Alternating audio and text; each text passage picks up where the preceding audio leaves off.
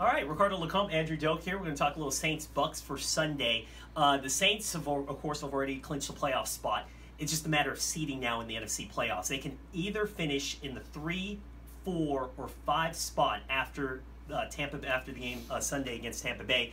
A lot in the line just in terms of if they win that game and what Carolina does and actually what LA does. And I know you were in the locker room today kind of just trying to get a sense of why would LA want to fall from the 3 seed to the 4 seed? Because you would think you would want to keep winning and be in that 3 seed and try to be as high as you can just in case you happen to be the highest seed left in the playoffs, right? Yeah, look, I think if you're LA, I think, they just want to make sure that they're healthy, but I think that they're also gunning for the 4 seed in the NFC. I think that they want to have the matchup potentially with Philadelphia, but at the end of the day, the way that I look at it, the more that I've looked at it, originally I was kind of on the bandwagon of what LA is looking to do, and hey, if the Saints end up in the 4 seed, you get Philly hopefully in the divisional round if you get past the wild card, and that would be an easier of the 2 matchups in my opinion between Philly and Minnesota. But at the end of the day, you would have to play Minnesota either way, and if you are the 3 seed like you were saying,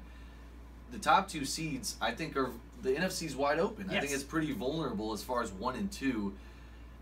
If the 3 seed, is right there and they keep advancing, they could very likely host the NFC Championship game. So in my opinion, I think as I've kind of sat there and looked at it more, as the Saints, could you have a tougher divisional round matchup going to Minnesota? Sure. Those 2 teams that played at the beginning of the year are totally different, though.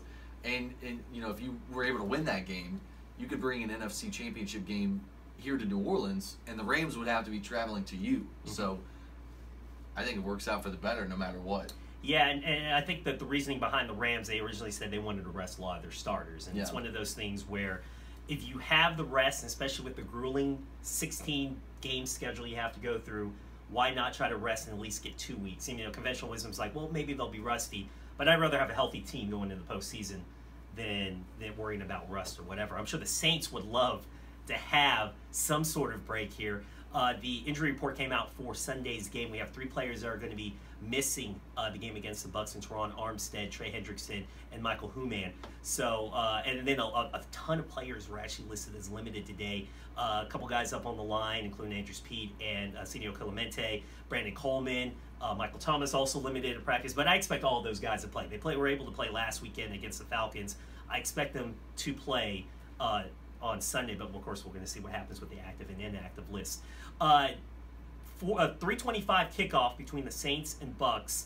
Once again, if the Saints win, they'll be NFC South champs, and once again, they'll either be in that 3 or 4 seed. If they lose, they have the possibility of falling to the 5 seed if the Panthers lose to the Atlanta Falcons. So a lot to figure out in Week 17 after these hosted games, but either way, I'm sure the Who Dat Nation would love to have a home playoff game here, and all they have to do is just basically take care of business Sunday, and they'll be guaranteed a home playoff game, either in the wild card round or things kind of work basically in the wild card round versus going on the road. Anything else you wanted to add, just in terms of what your sense was from the players in the locker room heading into that game on Sunday? My last thought was just, you kind of mentioned the difference in theory of would you rather kind of rest up and go in just feeling like you're 100% healthy, and maybe you risk not being in a groove by resting players.